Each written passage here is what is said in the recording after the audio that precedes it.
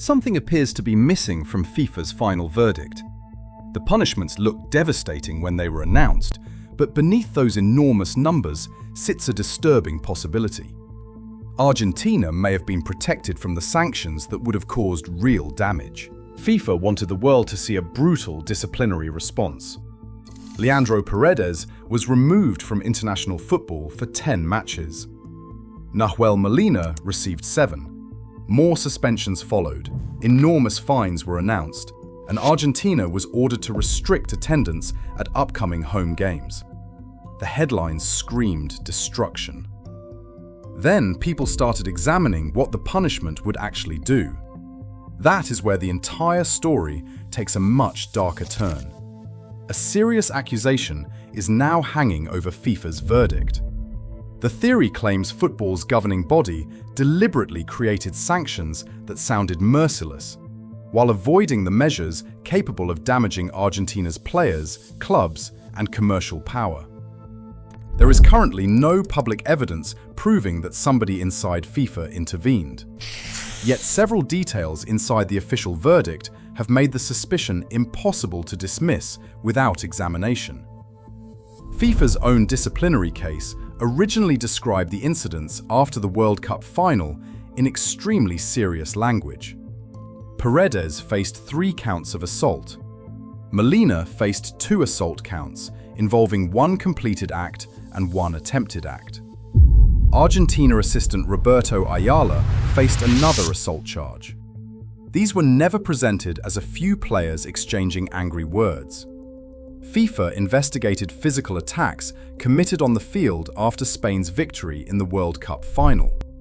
Paredes grabbed Eric Garcia by the throat and threw Gavi to the ground as Spain celebrated. Molina became involved in a separate confrontation with Rodri. Ayala went after Dani Olmo. The images traveled around the world and left FIFA facing an obvious question. How could violence on football's biggest stage be punished strongly enough to protect the credibility of the competition? FIFA's answer sounded enormous. 10 matches for Paredes, 7 for Molina, 3 for Ayala, 1 for Thiago Almada. Combined with the punishment given to Paredes, Molina and Almada, Argentina's players received 18 matches of suspensions. But the number alone hides a crucial detail. The suspensions apply to matches played by Argentina's representative team. They do not prevent the players from appearing for their clubs. Paredes and Molina can continue training, competing, and earning their salaries throughout the international bans. Paredes will spend close to a year outside the Argentina squad, which is undeniably serious. However, the international calendar through June 2027 could consist entirely of friendly matches. Argentina currently has no competitive fixture scheduled during that period.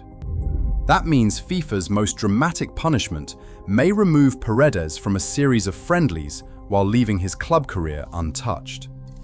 And once that detail is understood, the 10-match headline begins to look very different. Compare that with the punishment FIFA gave Luis Suarez after he bit Giorgio Chiellini at the 2014 World Cup.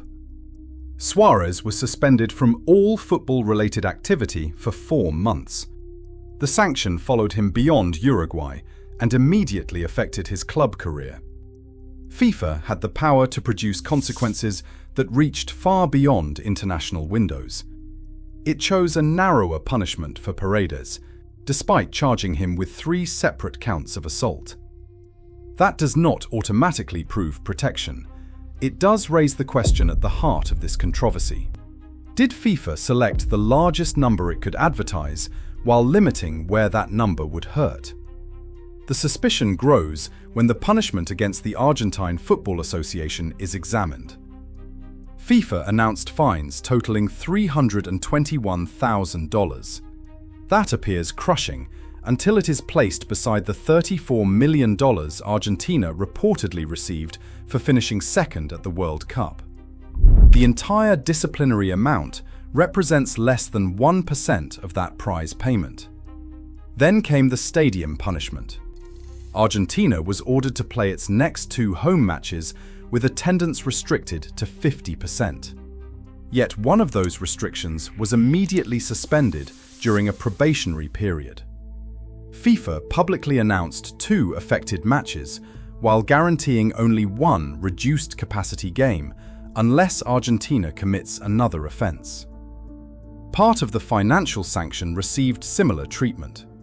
FIFA suspended the implementation of $100,000 during probation.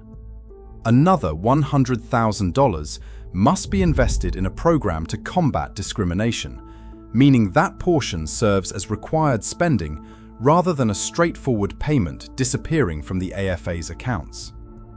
Every element can be defended individually. Together, they create a revealing pattern. The punishment repeatedly approaches maximum damage, then stops. The players receive long international suspensions, although their club careers remain untouched. Argentina receives 2 stadium restrictions, although 1 is suspended. The federation receives a headline fine of $321,000, although part of it is suspended and another portion becomes mandatory investment.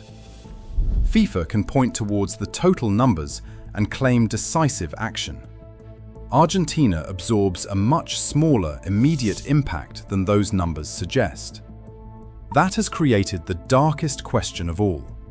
Was the verdict designed to punish Argentina, or was it designed to protect FIFA from accusations that Argentina had escaped punishment? The possible motive would extend far beyond favoritism toward individual players. Argentina remains one of international football's most valuable brands. Its supporters fill stadiums, drive enormous television audiences, and create global engagement. The team's World Cup journey continued to attract attention even as Lionel Messi's international career approached its final chapter. Removing major players from meaningful competition would weaken that product. Emptying stadiums for multiple matches would damage ticket revenue and television presentation. Extending bans into club football would invite conflict with powerful teams, leagues, and lawyers. A punishment built around friendly matches creates noise without threatening the machinery surrounding Argentina. That is the theory. FIFA has not admitted commercial considerations influenced the decision, and the complete reasoning behind the sanctions was not immediately published with the original announcement. The parties were given 10 days to request the motivated decisions, which could later become public. Until that reasoning appears, FIFA controls most of the explanation, and Argentina is already preparing to appeal. The AFA has said it will request the full grounds for the decisions before challenging the sanctions through FIFA's appeal committee. It has also reserved the possibility of taking the case to the Court of Arbitration for Sport. That creates an extraordinary situation. The punishment already contains suspended elements and carefully limited consequences. Argentina will now attempt to reduce it even further. If the appeals succeed, Paredes could return earlier. Molina's 7-match absence could shrink. Financial penalties could be reduced, and the remaining stadium restriction could potentially face another legal challenge. If you believe FIFA must publish the complete reasoning behind this verdict, hit the like button and subscribe to the World Cup Whistleblower, because the next stage could reveal far more than the original announcement. The biggest development may arrive when FIFA is forced to explain how 3 assault counts became a representative team ban that could be completed entirely through friendly matches. FIFA will argue that 10 matches ranks among the heaviest international suspensions it has issued after a World Cup incident. That is true. But severity cannot be measured through one number alone. It must also be measured through the matches missed, the competitions affected, the financial damage caused, and the message sent to every player watching. Paredes loses Argentina appearances. His club keeps him. Molina loses international matches. His club keeps him. The AFA announces a $321,000 punishment after collecting tens of millions from the tournament. One stadium restriction is suspended, along with part of the financial sanction. The verdict creates dramatic headlines. Its deepest consequences remain surprisingly controlled. There is still no proof that FIFA officials secretly ordered the committee to protect Argentina.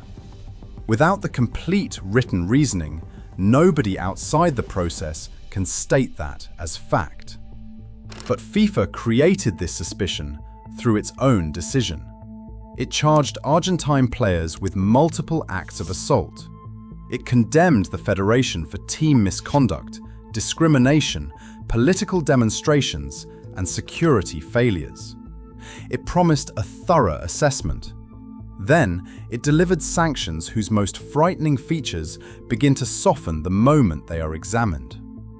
Argentina left the World Cup without the trophy.